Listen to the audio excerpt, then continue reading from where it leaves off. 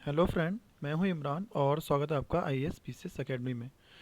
दोस्तों, जैसे कि हमारा जीएस की ये सीरीज़ चल रही है प्रैक्टिस सेट की, और इसमें ऑलरेडी 4 पार्ट हो चुके हैं। जिसने वो वीडियो नहीं देखे हैं तो वो हमारे प्लेलिस्ट में ऑलरेडी अपडेट हो चुके हैं। तो आप जाइए वहाँ पर, हमारे चैनल पर आइए, विज़िट करिए, वहाँ प्लेलिस्ट में जाइए, इसमें GS practice set by Imran करके लिखा होगा। अब उसमें क्लिक करिए, वहाँ पे चारों मिल जाएंगे सेट। उसमें लगभग 40, किसी में 30, 40 से ज़्यादा ही क्वेश्चन करवाए गए हैं। आप उसे प्रैक्टिस करिए। इससे उसी सीरीज़ में आज 5वां वीडियो लेकर आया हूँ मैं। तो आप इसे भी देखिए। और आज लोगों ने सजेशन दिया था मुझे, कुछ लोगों ने, कि आप मिक्स क्वेश्चन करवाइए, तो मैंने इसमें पॉलिटी के अलावा ज्योग्राफी के भी और स्टैटिक जी के भी करे हैं। मिक्स इसमें क्वेश्चन रखे हैं। तो थोड़ा सा वीडियो हो सकता है लंबा हो जाए, तो आप देख लीजिएगा इसे और आप अपना प्रैक्टिस कीजिए। और अगर आपको सही लगे तो बताइए, फिर मैं इससे अलग से लेकर आने लगूँ ज्योग्राफी के क्वेश्चन, या फिर हिस्ट्री के, या फिर पॉलिटी के अलग अलग से 30 to 40 क्वेश्चन लेकर आऊँगा, जिससे कि आपकी ज़्यादा से ज़्यादा प्रैक्टिस हो जाए। और ये सब प्रीवियस ईयर में आए हुए क्वेश्चन है।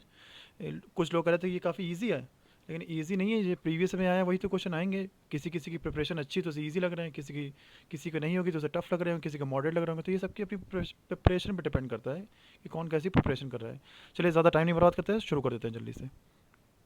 तो हमारा पहला क्वेश्चन है कि अरब सागर के साथ कठियावाड़ के दक्षिण तट पर हमला किया, जहां इन्होंने 1026 में सोमनाथ शहर और इसके प्रसिद्ध हिंदू मंदिर को बर्बाद कर दिया, या फिर बर्खास्त कर दिया, नहीं बर्बाद कर दिया, नहीं लूट लिया। तो ये बार बार यही क्वेश्चन रिपीट हो रहा है, ये हर बार बार बार यही होता है। एसएससी को गजनी गौरी बहुत पसंद है। तो ये कौन है? गजनी। चलिए नेक्स्ट देखते हैं। नेक्स्ट क्वेश्चन है, किस शासक ने वर्ष 1191 में मोहम्मद गौरी को पराजित किया? अच्छा, ये मतलब ये कल मैंने आपको बताया था कि 1191 में मोहम्मद गौरी जब पहली बार जब इंडिया में हमला करने आया भारत पे, तो उसे चौहान शासक पृथ्वीराज चौहान ने पराजित कर दिया था। ठीक है, नेक्स्ट देखते हैं। नेक्स्ट हमारा वीडियो है, वो क्वेश्चन है, पृथ्वीराज चौहान ने मोहम्मद गौरी को वर्ष में पराजित किया था, लेकिन अगले वर्ष उसके हाथों पराजित हो गए। तो पृथ्वीराज चौहान ने मोहम्मद गौरी को कब पराजित किया था? 1191 में। फिर से रिपीट हुआ ये क्वेश्चन, बस थोड़ा सा बदल दिया गया। नेक्स्ट देखते हैं।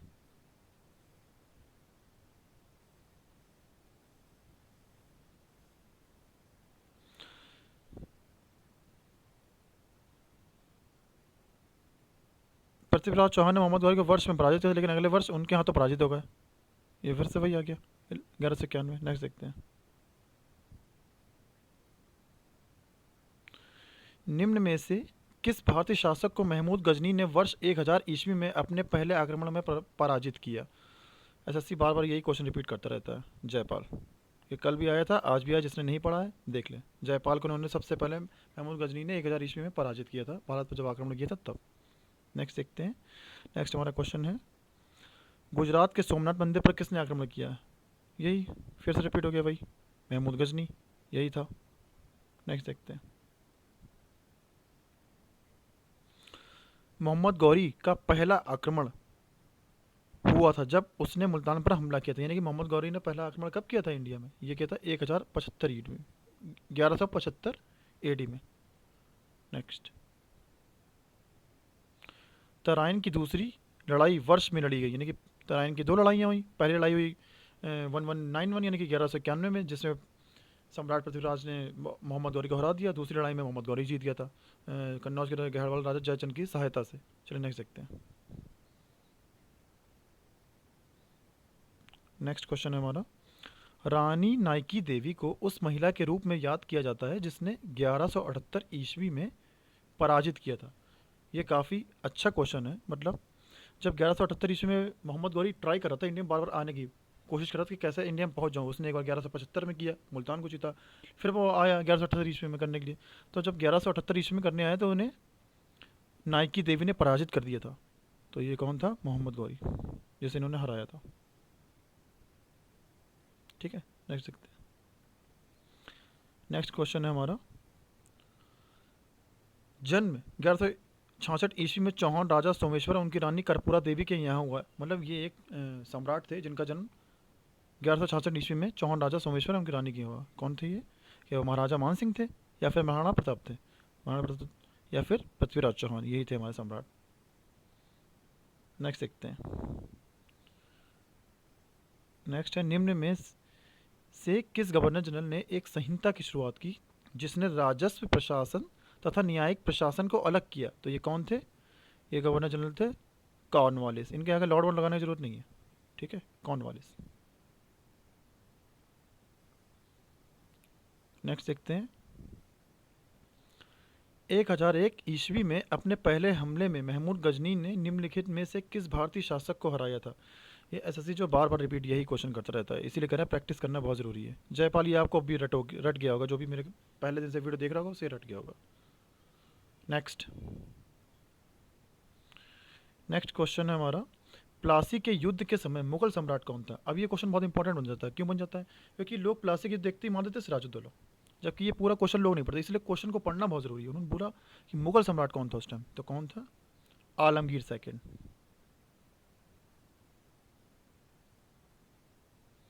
नेक्स्ट है, भारत में चार बाग शैली के स्थापत्य की शुरुआत किसने की थी? मतलब भारत में चार बाग शैली जो शुरू की थी, किसने शुरू की थी? क्या वो मौर्य थे या फिर राजपूत थे? आप बताइए। अगर आपको नहीं पता तो मैं बताता हूँ, ये मुगल थे। नेक्स्ट, निम्न में से किसे लोकप्रिय ढंग में भारत के तोते के नाम से जाना जाता है? यानी कि तोते, इन्हें बोलते हैं तूतीय हिंद। तूतीय हिंद बोलते हैं, किन्हें बोलते हैं? आप लोगों ने ये पढ़ा भी होगा काफ़ी। क्या वो तानसेन है, या फिर इब्ने बतूता है, या फिर जियाउद्दीन बर्नी है, या फिर अमीर खुसरो है? ये अमीर खुसरो है। हो सकता है इनके कभी कभी ये पूछ लिया जन्मस्थली कहाँ है इनकी, तो ये कहाँ है? सोरो, कासगंज। ठीक है, नेक्स्ट देखते हैं। नेक्स्ट है, भारत के इतिहास में के बीच की अवधि को दिल्ली सल्तनत काल के रूप में जाना जाता है। मतलब दिल्ली सल्तनत का टाइम पीरियड पूछ रहा है, कब से कब तक था। तो ये सबको ही पता होगा। 1206 में जब मोहम्मद गौरी यहाँ से गया तो उसने क्या करा, उसने जो है कुतुबुद्दीन ऐबक को, वो भी एक गुलाम था, उसे राजा बना दिया। वो कब बने? 1206 में, सुल्तान। इसके बाद ये कब तक चला? जब तक इब्राहिम लोदी, जो लोदी वंश का अंतिम राजा था, उसे बाबर ने हरा दिया। कहाँ पे? पानीपत के दूसरे युद्ध में, प्रथम युद्ध में। ठीक है, ये 1526 यही था। ये ड्यूरेशन हमारा 1206 से 1526 AD, और 1526 से शुरू हो गए थे मुगल डायनेस्टी। नेक्स्ट देखते हैं।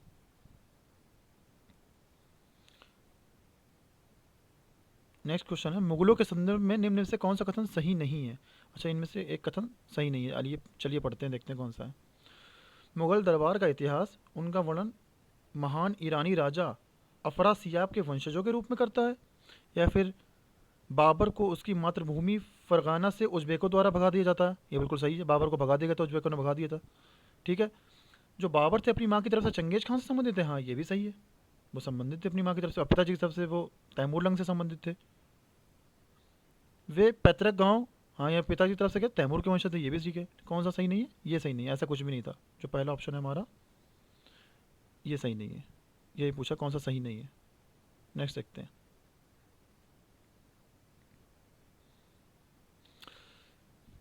विजय के शहर फतेहपुर सीकरी का निर्माण मुगलों के गौरवपूर्ण शासनकाल के दौरान किया गया था। मतलब फतेहपुर सीकरी जो बनाया गया है, ये कहाँ पर बनाया गया, ये पूछा गया। तो ये बनाया गया आगरा में। और क्यों बनाया गया था फतेहपुर सीकरी? ये अकबर ने बसाया था शहर। चलिए नेक्स्ट देखते हैं। लाल किला में आयोजित दृश्य कला प्रदर्शनी में यहाँ से भारत की स्वतंत्रता तक की कलाकृतियों का प्रदर्शन किया गया। मतलब इस सेंचुरी से भारत की जो आज़ादी हुई, मतलब 1947 तक की सारी कला प्रदर्शनी वहाँ पर रखी हुई है। तो कब से कब तक रखी हुई है? 16 सेंचुरी से। ठीक है, नेक्स्ट देखते हैं। नेक्स्ट हमारा क्वेश्चन है, मुगल काल में संस्कृत में फारसी में अनुदित महाभारत को क्या कहा जाता है? किस नाम से जाना जाता है? यानी मुगल काल में जो संस्कृत से फारसी में ट्रांसलेट की गई महाभारत, तो उसे किस नाम से जाना जाता है? क्या वो तूती नामा है, या फिर बादशाह नामा है, या फिर ऑप्शन सी रज़्म नामा है? यही है, रज़्म नामा। इसे अकबर ने करवाया था अनुवाद इसका संस्कृत में। ये भी पूछ सकते हैं, तो आप नोट कर लीजिए। नेक्स्ट, मुगल शासकों का निम्न में से कौन सा क्रम गलत है? अच्छा, क्रम पूछा गया कौन सा गलत है, तो ये आपको आता होगा। जिसे नहीं आता तो देख लेते हैं। जहांगीर, शाहजहां, औरंगजेब, ये तो ठीक है। जहांगीर के साथ शाहजहां है, शाहजहां के साथ औरंगजेब है, ये भी ठीक है। बाबर आए, फिर हुमायूं आए, फिर अकबर आए, ये भी ठीक है। अकबर आए, जहांगीर आए, शाहजहां, ये भी ठीक है। अकबर, जहाँ शाहजहां, जहांगीर ना, जहांगीर के लड़के शाहजहां थे, ये तो उल्टा हो गया, तो ये गड़बड़ है। बस नेक्स्ट देखते हैं।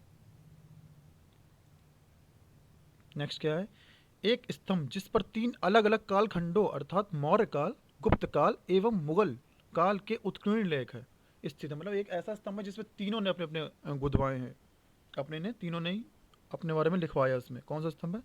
वो बहुत मशहूर स्तंभ है, इलाहाबाद का स्तंभ। सबसे पहले सम्राट अशोक ने लिखवाया, वो इसका समुद्रगुप्त ने लिखवाया, फिर इलाहाबाद के अकबर ने भी इसमें लिखवाया अपने बारे में। चलिए नेक्स्ट देखते हैं। नेक्स्ट क्वेश्चन है हमारा, ये यहाँ से देखिए स्टैटिक जी के शुरू हो गई है। और एसएससी में स्टैटिक जीके का वेटेज कुछ ज़्यादा ही बढ़ गया। आप पिछली साल के क्वेश्चन देखें कि लास्ट ईयर के कम से कम 15 क्वेश्चन स्टैटिक जीके के पूछे हैं, 10 से 15 एक शिफ्ट में पूछे हैं, बाकी 2 से 3 करंट अफेयर पूछे हैं, बाकी फिर हिस्ट्री जोग्राफी ये सब पूछिए। तो आप अगर बताएंगे तो मैं अलग से स्टैटिक जीके लाने लगूंगा पूरा, जो भी एसएससी में प्रीवियस ईयर में आए हुए हैं या फिर जो आ सकते हैं। चलिए देखते हैं। पहला, बौद्धों द्वारा बुरी आत्माओं से बचने के लिए किया जाने वाला नृत्य हिमाचल प्रदेश का एक नृत्य है। मतलब बौद्धों द्वारा मतलब बुरी आत्माओं से बचने के लिए नृत्य किया जाता है कहाँ? हिमाचल प्रदेश में। ये जरूर इंपॉर्टेंट, हिमाचल प्रदेश हो सकता है। इस बार ये पूछ ले कि नृत्य कहाँ किया जाता है? हिमाचल प्रदेश में किया जाता है। तो ये कौन सा नृत्य है? छम। नेक्स्ट देखते हैं। नेक्स्ट क्वेश्चन हमारा,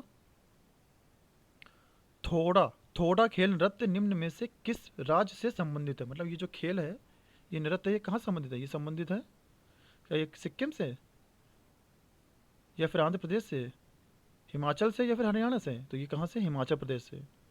हिमाचल प्रदेश से क्यों है? क्योंकि यहाँ की ये मार्शल आर्ट है हिमाचल प्रदेश की। नेक्स्ट देखते हैं।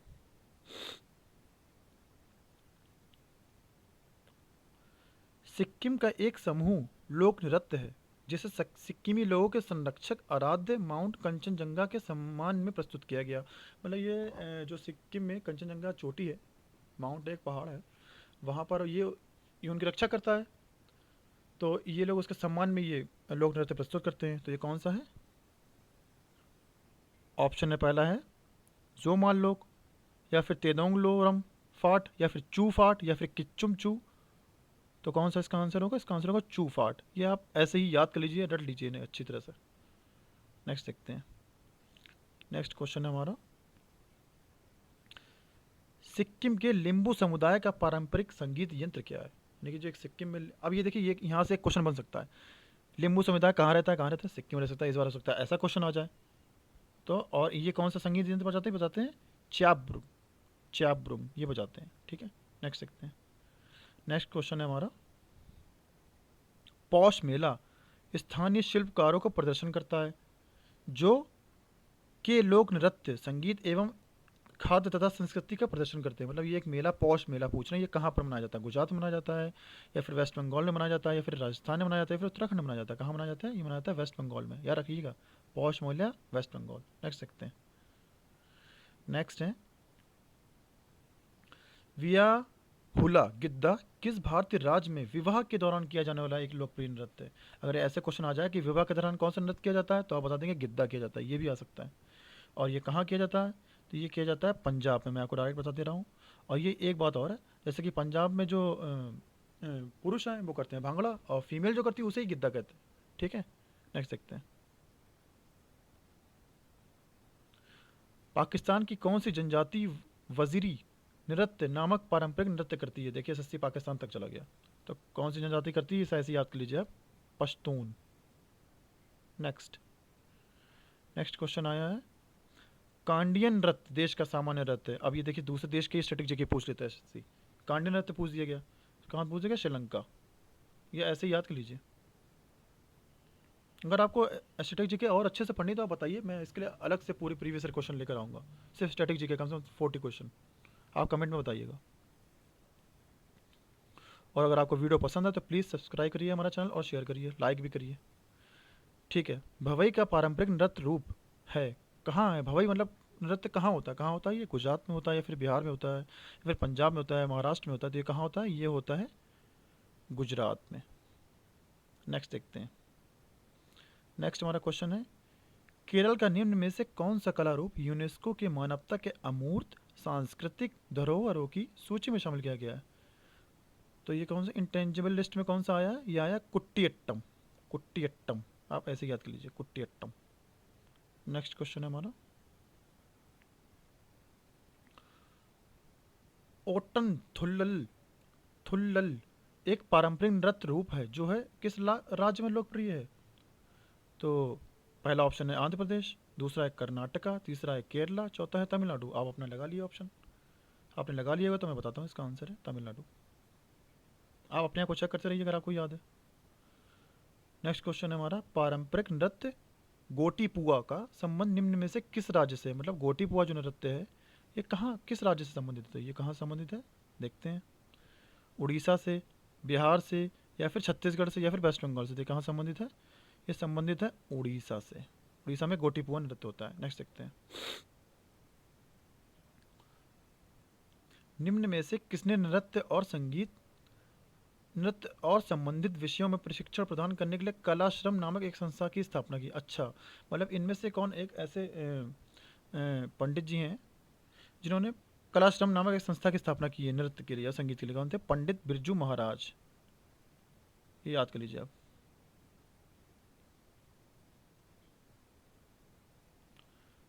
नेक्स्ट क्वेश्चन है, प्रसिद्ध नर्तक चेमनचेरी कुनीरामन नायर निम्न में किस नृत्य से संबंधित है? तो ये संबंधित है कथकली से, कथकली। आप एसएससी के लिए स्टैटिक जीके में डांस और जो म्यूजिक बजाते हैं, ये कौन से वाद्य यंत्र बजाते हैं, ये जरूर अच्छे से याद कर लीजिए, ये बहुत आते हैं, पिछली बार तो ये बहुत ही आए थे। नेक्स्ट देखते हैं, झिझिया नृत्य की उत्पत्ति भारतीय राज्य में हुई थी। कहाँ पर हुई थी झिझिया नृत्य की उत्पत्ति? ये हुई थी बिहार में। झिझिया नृत्य बिहार, झिझिया बिहार, बस ऐसे याद कर लीजिए। नेक्स्ट है हमारा, निम्न में से कौन सा कर्नाटक का एक नृत्य है? कहाँ का कर्नाटक का? तो रौफ है, या फिर कर्मा है, या फिर लावा है, या फिर बयालाता है। तो ये कौन सा है? बयालाता। रौफ तो कश्मीर का है। नेक्स्ट देखते हैं, नेक्स्ट है भारतीय संविधान की, अब यहाँ से पॉलिटी शुरू हो गई है। ये हमने स्टैटिक जीके कम से कम 16 से 17 क्वेश्चन कर लिए, ठीक है। अब आप बताइएगा तो कल से मैं ज़्यादा रख दूंगा। तो नेक्स्ट है, भारतीय संविधान की प्रारूप समिति के अध्यक्ष कौन थे? फिर से वही ड्राफ्टिंग कमेटी बार बार फिर से आ गया, ये आपने कल भी पढ़ा है। कौन थे ये? अम्बेडकर जी। नेक्स्ट देखते हैं, नेक्स्ट क्वेश्चन है हमारा, निम्न में से किसने भारतीय संविधान की प्रस्तावना को भारतीय संविधान की राजनीतिक कुंडली के रूप में वर्णित किया? मतलब इसकी जो प्रस्तावना है हमारे संविधान की, इसे राजनीतिक कुंडली बताया है। किसने बताया है ये बताना है आपको। तो पहला ऑप्शन है एएन पालखी वाला, या फिर कन्हैयालाल मणिकलाल मुंशी, या फिर ठाकुरदास भार्गव, या फिर भीमराव रामजी अम्बेडकर। तो किसने बताया ये बताया के एम मुंशी जी ने। के एम मुंशी जी ने ही कहा कि जो प्रस्तावना है ये राजनीतिक कुंडली है संविधान की। ठीक है, नेक्स्ट देखते हैं, नेक्स्ट क्वेश्चन है हमारा, भारत में पहला संविधान सभा चुनाव कब हुआ था? तो भारत में चुनाव सबसे पहले कब हुए थे? ये हुए थे 1946 में। ठीक है, नेक्स्ट देखते हैं, अध्यक्ष मोतीलाल नेहरू और बाकी के 8 कांग्रेस नेताओं ने किस वर्ष भारतीय संविधान का प्रारूप तैयार किया? तो इन्होंने कब तैयार किया था भारतीय संविधान का प्रारूप? इन्होंने किया था 1928 में, ऑप्शन सी। नेक्स्ट देखते हैं, नेक्स्ट क्वेश्चन है हमारा, निम्न में से कौन सी भारतीय संघीय ढांचे की एक विशेषता नहीं है? यानी कि ये हमारी फेडरल सिस्टम की एक फीचर्स नहीं है। कौन सा नहीं है? लिखित संविधान, ये तो है, ये हमारे में है लिखित संविधान। विवाद के लिए निपटान के लिए एक स्वतंत्र न्यायपालिका, ये भी है, अगर कोई विवाद होता है हम लोग न्यायपालिका जाते हैं, जुडिशरी। नेक्स्ट देखते हैं, एकल स्तरीय सरकार और केंद्र और राज्यों के बीच शक्तियों का विभाजन। तो क्या चीज़ नहीं इसमें? एकल स्तरीय सरकार नहीं है, क्योंकि ये जो है ये गलत है, क्योंकि हमारे तो त्रिस्तरीय सरकार है, जैसे कि एक यूनियन है, फिर हमारे राज्यों में एक सरकार होती है, और फिर हमारी लोकल बॉडी होती है, न्यायपालिका, वो नगर पंचायत, और फिर ये पंचायती चुनाव, पंचायती राज। तो ये गलत है, यही ऑप्शन गलत है, ऑप्शन है सी, ये वाला ऑप्शन गलत है। नेक्स्ट क्वेश्चन है हमारा, स्वतंत्रता, समानता और बंधुत्व, इसे आप इंग्लिश में पढ़ लीजिए,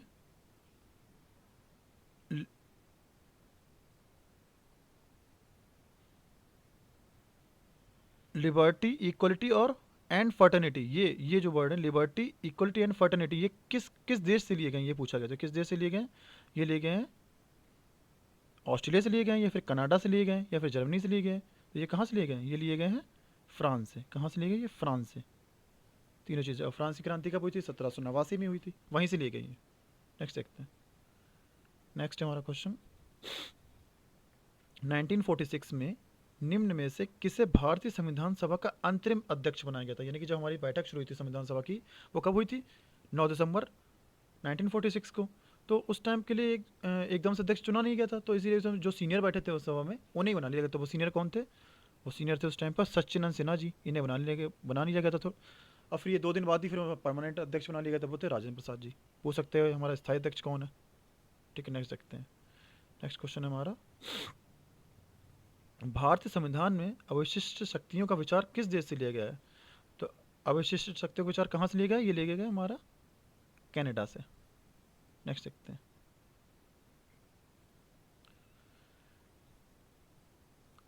भारतीय संविधान सभा में निम्न में से कौन सी विशेषता को सोवियत स्पेस सोशलिस्ट रिपब्लिक से लिया गया, मतलब सोवियत संघ से जो चीज़ ली गई है वो कौन सी ली गई है? तो कैसे लिए? फंडामेंटल राइट्स नहीं, ये तो नहीं लिए गए। ये अमेरिका से लिए गए हैं। पंचवर्षीय योजना, हाँ ये ली गई है, ये वहीं से ली गई है सोवियत संघ से। समवर्ती सूची ऑस्ट्रेलिया से ली गई है। और सोवियत संघ से और भी कुछ लिए गए, क्या लिए गए? मौलिक कर्तव्य लिए गए हैं हमारे। नेक्स्ट देखते हैं। भारतीय संविधान में न्यायिक पुनरावलोकन की शक्ति और न्यायपालिका की स्वतंत्रता का प्रावधान किस देश से लिया गया? यानी कि जो हम लोग जो जुडिशियल रिव्यू करते हैं वो कहाँ से लिया गया? तो ये कहाँ से लिया गया? ये लिया गया अमेरिका से। जर्मनी से वीमर संविधान लिया गया है। ऑस्ट्रेलिया से संवती सूची ली गई है। और ऑस्ट्रेलिया से क्या लिया गया? ऑस्ट्रेलिया से एक चीज़ और ली गई, जो अभी हाल ही में ग्रुप डी का एग्जाम हो उसमें क्वेश्चन पूछा गया था कि मुक्त व्यापार की स्वतंत्रता, माने जो हम लोग व्यापार करते हैं, ये जो हम लोग को फ्रीडम रखा है, ये कहाँ से ली गई? ऑस्ट्रेलिया से ली गई। इतना डीप पूछा गया था क्वेश्चन, तो आप ऐसे अच्छे से ये पढ़ लीजिएगा, ठीक है। भारतीय संविधान में स्वतंत्रता का सिद्धांत निम्न में से किस देश से लिया गया है? स्वतंत्रता देखिए, यह देखिए लिबर्टी, अभी आपको पता लिबर्टी फर्टिनिटी, ये कहाँ से ली गई? ये ली गई है फ्रांस से। तो फिर से रिपीट हो गया ये, फ्रांस। नेक्स्ट देखते हैं। अब देखिए यहाँ से हम लोग ज्योग्राफी शुरू कर दी। ये हम लोगों ने इससे कितने क्वेश्चन कर लिए? लगभग कर लिए 15 क्वेश्चन, इसके भी कर लिए 15 से 20। अब ज्योग्राफी शुरू होती है यहाँ से। तो पहला क्वेश्चन हमारा, पृथ्वी पर एक बड़े शुद्ध ग्रह कहते हैं एस्ट्रॉयड को, के प्रभाव से डायनासोर का विलुप्त होने वाला सिद्धांत, मतलब इन्होंने ये जो वैज्ञानिक थे इन्होंने कहा था कि डायनासोर कैसे खत्म हुए? पृथ्वी पर एक एस्ट्रॉयड गिरा था आकर। तो ये सिद्धांत किसने दिया था? ये दिया था क्या विलियम रॉबिन्सन ने दिया था, या फिर लुइस एल्वारेज ने दिया था, या फिर हेनरी मोजले ने दिया था, या फिर विलियम क्रुक्स ने दिया था? ये किसने दिया था? ये दिया था लुइस एल्वारेज ने। इन्होंने बताया था कि एस्ट्रॉयड गिरा और सारे डायनासोर खत्म हो गए। नेक्स्ट देखते हैं। नेक्स्ट क्वेश्चन है हमारा, सूर्य का लगभग 70% भाग इससे बना हुआ, किससे बना हुआ है? ऑक्सीजन से नहीं, कार्बन नहीं, हीलियम होता है सूर्य में, लेकिन सबसे वो किससे बना? 70% लगभग बना हुआ है हाइड्रोजन से। नेक्स्ट देखते हैं।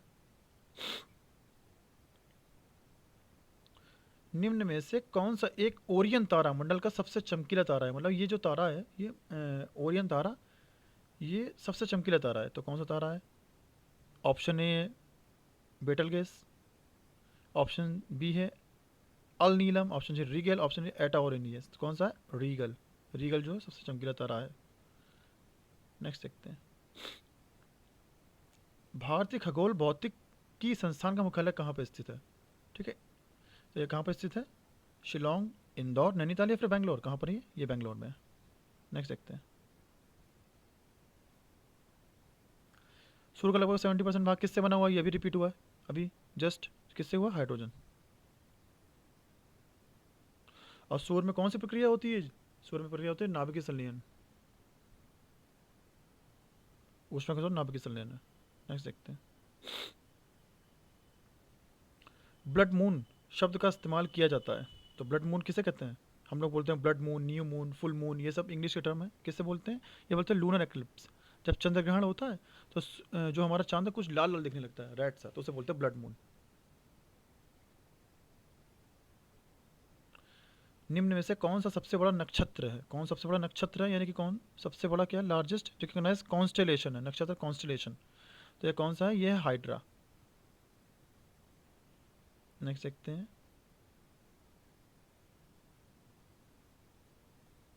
सूर्य का अनुमानित व्यास पृथ्वी के व्यास से लगभग इतने गुना है। कितने गुना ये बताइए? सूर्य कितना बड़ा है पृथ्वी से व्यास में?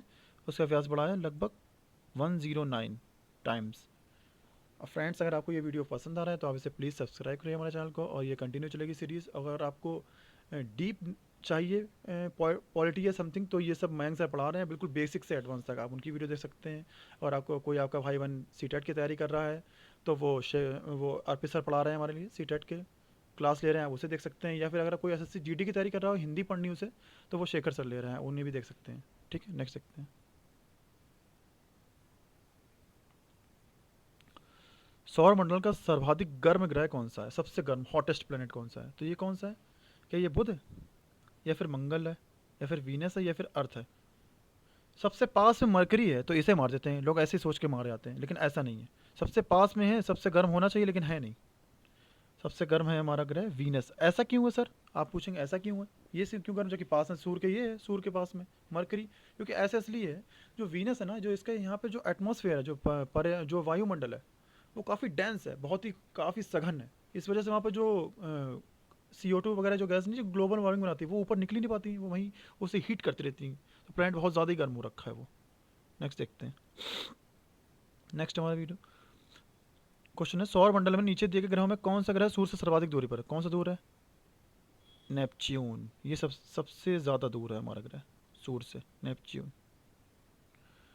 तो फ्रेंड आज इतना ही रखते हैं। जय हिंद, जय भारत।